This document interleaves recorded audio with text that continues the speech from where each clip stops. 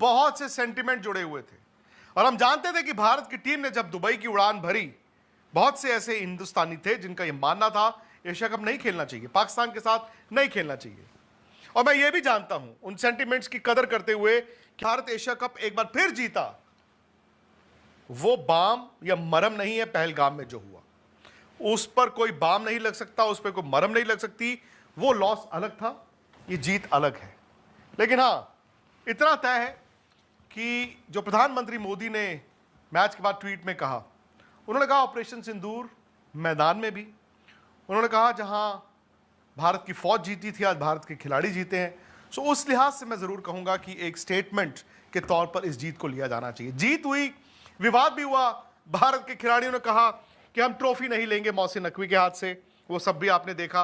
और अंत में क्या हुआ, ट्रॉफी भारत ने ली ही नहीं। काफी नेगोशिएशंस चलती रही। यहां तक कहा गया कि एमिरेट्स क्रिकेट बोर्ड के जो मेंबर हैं वो ट्रॉफी देंगे, लेकिन अंत में इंडिया ने यह कहा कि अगर मोहसिन नकवी उस पोडियम से नहीं उतरेंगे तो ट्रॉफी नहीं लेंगे। और अंत में क्या हुआ, जो पोडियम था वो खाली हो गया, सारे डिग्नेटरीज जो हैं एक एक करके चले गए वहां से। और उसके बाद भारत के खिलाड़ियों ने बिना ट्रॉफी के तस्वीर खिंचाई, और तस्वीर जो चैंपियंस वाली होती है वो खिंचवाई, और जो एक गाना बजता है चैंपियंस का वो गाना बजा। तो जीत गया भारत, चैंपियन हो गया। ट्रॉफी के लिए थोड़ा इंतजार करना पड़ेगा, थोड़ा ज्यादा ये बात आगे तक चली गई थी। और मोहसिन नकवी के लिए आई थिंक ये एम्बैरेसिंग सिचुएशन हो गई, क्योंकि एक उनकी टीम हार गई, और चूंकि उन्होंने खुद अनाउंस कर दिया था कि मैं जाऊंगा, देखूंगा, ट्रॉफी दूंगा, और भारत ने ट्रॉफी नहीं ली। ये अनप्रेसिडेंटेड है, ये अनप्रेसिडेंटेड है। ऐसा कभी इससे पहले मुझे नहीं याद पड़ता कि ट्रॉफी प्रेजेंटेशन हो, एक चैंपियन टीम ने ट्रॉफी लेने से मना कर दिया।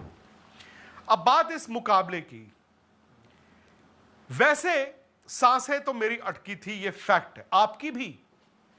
एक स्टेज आ गई थी मेरे दोस्तों, मेरे भाइयों और बहनों, कि हमें लगा कि शायद इंडिया ये मैच हार जाएगा। 2 बार, एक नहीं 2 बार। एक वो जब पाकिस्तान ने 10 ओवर में 87 रन बना दिए थे, उनके 13वें ओवर में 113 पर 1 विकेट गिरा था, और उस वक्त ऐसा लग रहा था कि शायद पाकिस्तान 200 रन तक जाएगा, 180 तक जाएगा। लेकिन फिर पाकिस्तान बना, और इंडिया के गेंदबाजों ने, अक्षर पटेल ने, वरुण चक्रवर्ती ने, बुमराह ने, और हमारे स्टार कुलदीप यादव ने पाकिस्तान के अगली 9 विकेटें सिर्फ 33 रनों में गिरा दी। 140 पे पाकिस्तान ऑल आउट। अब हम आते हैं बैटिंग करने, 140 तो ऐसे बना देंगे। लेकिन क्रिकेट को कुछ और मंजूर था। अभिषेक शर्मा इस टूर्नामेंट के मैन ऑफ द सीरीज, वो आउट हो जाते हैं। सूर्य कुमार यादव कप्तान, एक और फेलियर उनके नाम, वो स्लोअर गेंद मिड ऑफ पे उनका कैच हो जाता है।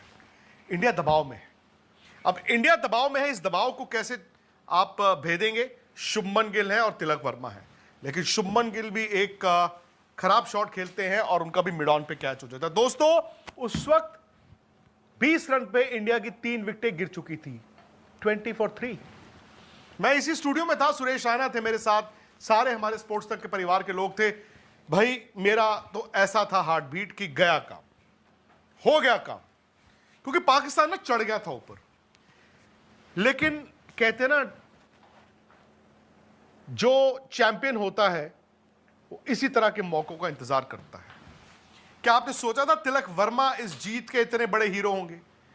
पहले तिलक वर्मा और संजू सैमसन की वो पार्टनरशिप हुई, वो धीमे धीमे वो भारत को थोड़े सेफ जोन में ले गए।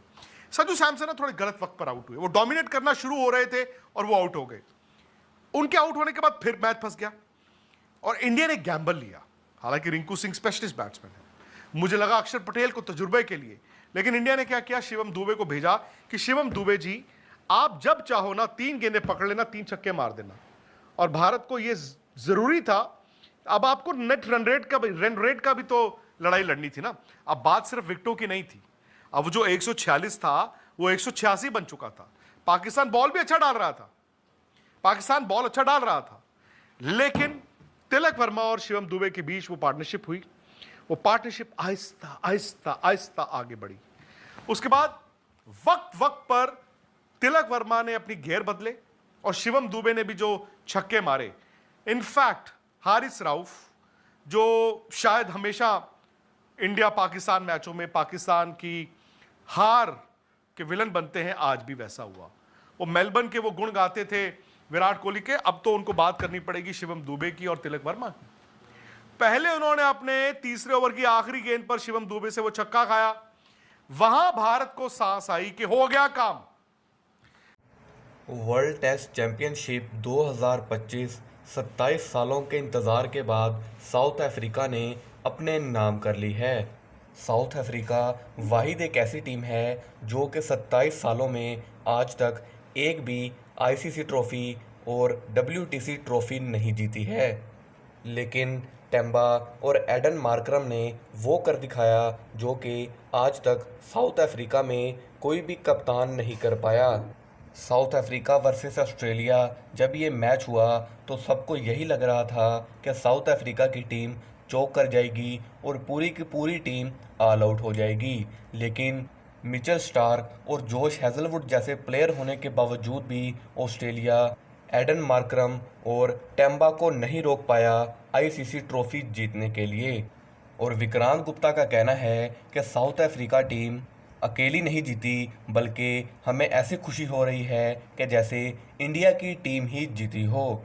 और अगर हम बात करें India versus England test series की, तो इंग्लैंड की टीम ने काफ़ी टफ पिचेस सेलेक्ट की हैं ताकि इंडिया की टीम को आसानी से हराया जा सके। एक तो वेदर कंडीशन और दूसरा लंबी बाउंड्रीज होने के बावजूद केएल राहुल और शुभमन गिल ने प्रैक्टिस सेशन में काफ़ी अच्छे रन स्कोर किए हैं और शुभमन गिल से उम्मीद यही की जा रही है कि वो इंडिया वर्सेस इंग्लैंड की ये अहम सीरीज़ जीत कर ही लौटेंगे, क्योंकि विराट कोहली और रोहित शर्मा के ना होने की वजह से टीम पहले ही काफ़ी वीक नज़र आ रही है। हो सकता है कि एशिया कप 2025 में भी शुभमन गिल ही इंडिया की कप्तानी करें, लेकिन देखना ये है कि क्या Shubman Gill India versus England की ये सीरीज़ जीत पाते हैं या फिर नहीं।